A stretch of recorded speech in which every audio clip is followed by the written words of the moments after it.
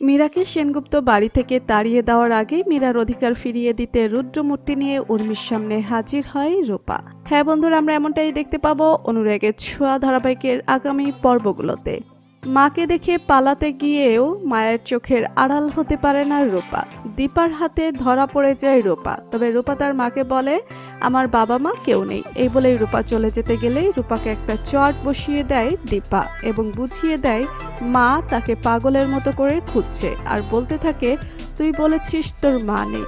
তবে রূপা কাঁদে আর বলে, তুমি আমাকে পুলিশে দিতে চেয়েছিলে, আমি কিছুতেই তোমার কাছে ফিরবো না। রূপাকে বুকে জড়িয়ে নেয় দীপা। তবে রূপার মনে পড়ে তার মা তো সত্যিই তাকে পুলিশে দিতে চেয়েছিল, তার মা তাকে পেলে পুলিশে দিবে ভেবেই রূপা পালিয়ে যায় আশ্রমে। কৃষ্ণ বারবার দীপার কাছে জানতে চায়, আন্টি কেন রায় বলছে যে আপনি ওকে পুলিশে দিতে চেয়েছেন। দীপা বুঝতে পারে যে অভিমান করে আছে রূপা। রূপা সবাইকে ভুল বুঝছে, তাই দীপা রূপাকে ফেরানোর জন্য আশ্রমে ছুটে যায়। রূপা যখন ঘরের কোণে বসে কাঁদতে থাকে, দীপা এবং কৃষ্ণ দুজনেই রূপার কাছে যায়। দীপা রূপাকে বলে যে, রূপা মা, তুই আমাকে ভুল বুঝেছিস, আমি কখনোই তোকে পুলিশে দিতে চাইনি, তোকে পুলিশের হাত থেকে বাঁচাতে চেয়েছি। আমি আর তোর বাবা দিনের পর দিন তোকে খুঁজেছি, আর তুই আমাদেরকে ভুল বুঝেছিস। তোর বাবা তোর জন্য অপেক্ষা করছে, রূপা মা তুই ফিরে চল। মাকে জড়িয়ে ধরে হাওমাও করে কাঁদে রূপা এবং বুঝতে পারে সে এতদিন ধরে তার মাকে ভুল বুঝেছে, তার মা তাকে পুলিশে দিতেও চায়নি। রূপা বলে, মা আমি বাবার কাছে ফিরবো, আমার পরিবারের কাছে ফিরবো।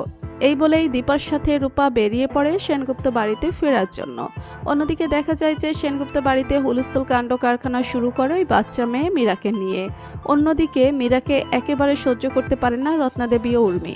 জানতে চায় ওর মায়ের নাম কি, ওর পরিচয় কি, আর ওর বাবাকে। মীরা বলে মায়ের নাম বলতে না করেছে তার মা, কিন্তু বাবার নাম কি মীরার কাছে জানতে চায় সূর্য। সূর্য মীরাকে বলে, আচ্ছা তুমি আমাদেরকে বলো যে তোমার বাবার নাম কি। কিন্তু মীরা যখনই বাবার নাম বলতে যাবে ঠিক তখনই বাড়িতে জয় ঢুকে এবং জয়কে দেখে ইরা বাবা বলে ডেকে দৌড়ে ছুটে যায় বাবার কাছে।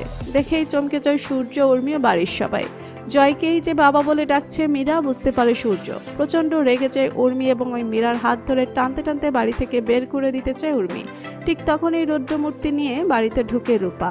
রূপা উর্মির কবল থেকে মীরাকে রক্ষা করে এবং উর্মিকে বলে, কাকিয়া তুমি এতটুকু একটা বাচ্চাকে এভাবে জোর করে বাড়ি থেকে বের করে দিচ্ছ। অন্যদিকে উর্মি বলে যে, তাহলে তুই রূপা। সূর্য রূপাকে দেখে চিনতে পারে এবং সূর্য দুহাত বাড়িয়ে রূপাকে বলে, রূপা মা তুই এসেছিস। রূপা ছুটে যায় বাবার কাছে, বাবাকে জড়িয়ে ধরে রূপা। তবে রূপা উর্মিকে বুঝিয়ে দেয় যে মীরার সাথে কোনো অন্যায় সে সহ্য করবে না। আগে মীরার আসল পরিচয় সবাইকে জানাতে হবে, তারপর মীরাকে তার বাবা মার কাছে সে ফিরিয়ে দেবে।